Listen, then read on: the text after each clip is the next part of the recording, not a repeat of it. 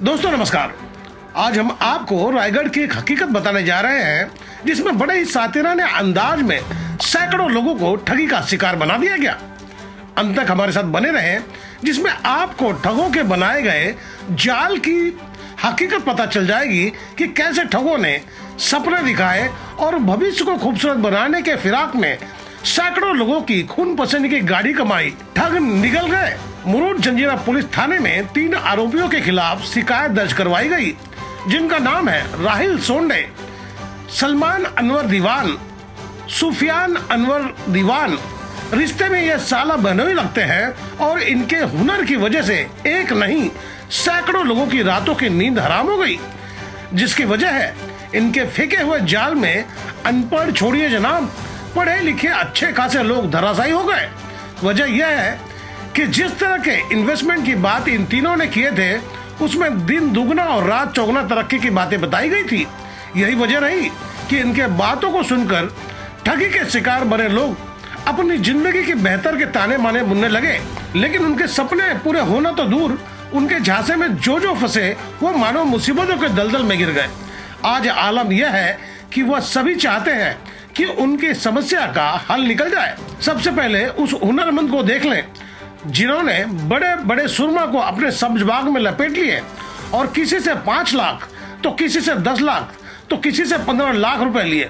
सूत्रों का कहना है कि इन तीनों ने मिलकर 2 करोड़ रुपए लोगों के लिए है।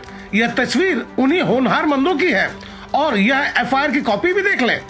फिलहाल अभी एक आरोपी को नोटिस देकर छोड़ा गया है और एक आरोपी जेल में है और तीसरा मुरुड जंजीरा पुलिस थाने का मेहमान है, जिनकी पुलिस कस्टडी 15 तारीख तक के लिए मुरुड जंजीरा पुलिस को मिली हुई है। आपको हम कुछ लोगों से मिलवाते हैं जो ठगी का शिकार बन गए। कुछ लोग अपनी गलती को समाज के सामने नहीं लाना चाहते थे, इसलिए वह खुलकर कैमरे के सामने आकर अपनी पीड़ा नहीं बताए।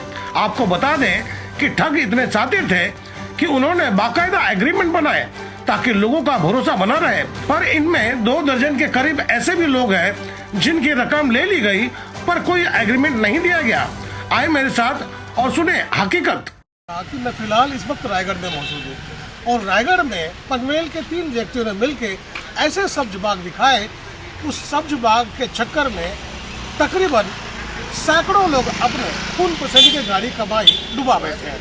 अब उनके सामने सबसे बड़ा सवाल यह है कि उनकी डूबी हुई रकम कैसे वापस आए। हालांकि मामला अब पुलिस के पास पहुंच चुका है और पुलिस ने उन तीनों व्यक्ति को गिरफ्तार कर लिया है, लेकिन सबसे अहम सवाल यह है कि जिन्हें गिरफ्तार किया गया क्या उनसे पैसे रिकवर होंगे, क्योंकि जिनके पैसे गए हुए हैं वो काफ़ी दिक्कतों का सामना कर रहे हैं और अपना काम धाम छोड़ के वो इस फिराक में लगे हुए हैं कि कैसे भी उनकी जो पूंजी है उन्हें वापस मिल जाए। ऐसे ही कुछ लोग मेरे साथ मौजूद हैं जो अपनी तकलीफों को बयां करेंगे और वो बताएंगे कि कैसे वो उनके झांसे में आ गए और उनके कितने रुपए लगे हुए हैं और क्या उन्हें मिलेंगे भी या नहीं। तो आइए सबसे पहले मैं आपको दिखाऊं। सबसे पहले आपका नाम जानना चाहेंगे? मेरा नाम मोहम्मद हनीफ कलबस्कर है। मैं रहने वाला नांदगांव मुरुड तालुके का हूँ। तो मुझे बताएं कि कैसे आप उसके झांसे में आ गए, क्या आपको कहानी सुनाया गया? राहिल इस्माइल सोंडे ये नांदगांव का रहवासी है जी, और जो हम लोग यहाँ पे जमा है उन लोग का दोस्त भी है, रिलेटिव भी है। उसने हमको एक बताया कि मेरे भाईजान जिसका नाम है सलमान अनवर दीवान और सुफियान अनवर दीवान, ये पनवेल के रहने वाले हैं। ये बिजनेस करते हैं इसका गाड़ी का और कंस्ट्रक्शन लाइन का। तो उसमें आपको पैसा इन्वेस्ट करना है तो आप कर दो, आपको 1 लाख के ऊपर 10,000 रुपये मिल जाएगा मंथली। ये झांसा पूरा गांव में राहिल ने दे दिया और राहिल के बातों में आके सब पूरा जो टीम है वो उधर पैसा लगाने लगे। एक का देखे दूसरा, दूसरे का देखे तीसरा लगा दिया। अगर आंकड़ों की बात की जाए तो कितने लोग उसके झांसे में आ गए और कितने रुपए उनके पास पहुंचे होंगे? अब तक ऐसा मेरे हिसाब से, हम लोगों के हिसाब से लगभग एक 70 से 80 लोग तो उसके झांसे में आए ही आए जी।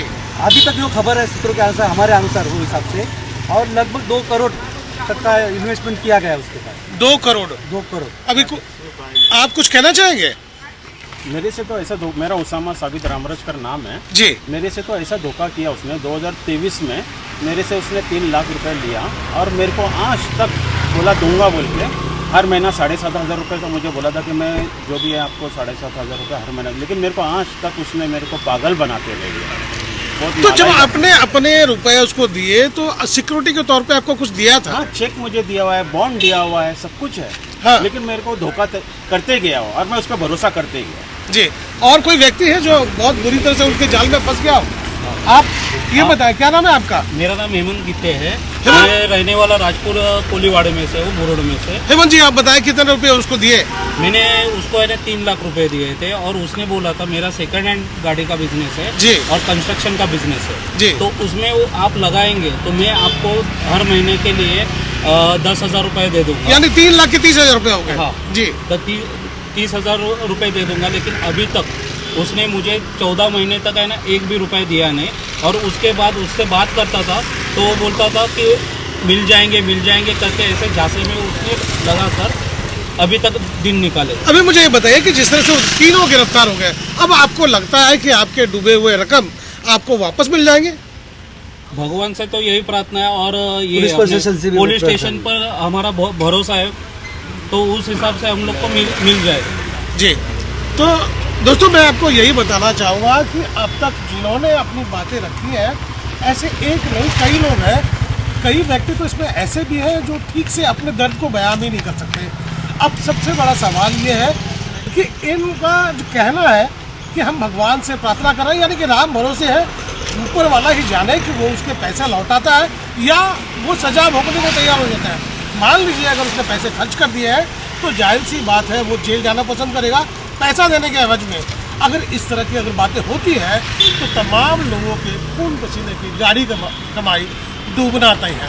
फिलहाल देखना होगा गेंद अब पुलिस के कब्जे में है और अदालत क्या निर्णय लेती है। क्या उसके प्रॉपर्टी को अटैच करके इन सबों के पैसे लौटाए जाते हैं क्या, ये देखने वाली बात है।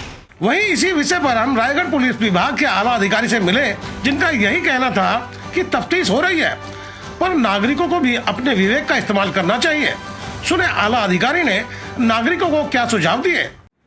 मैम, जिस तरह से देखा जा रहा है कि कोकन विभाग में काफी लोग हैं जो ठगों के झांसे में रहते हैं, ऐसे लोगों के रुपए डूब जाते हैं, ऐसे लोगों को क्या आप संदेश देना चाहेंगे, क्या अपील करना चाहेंगे आप?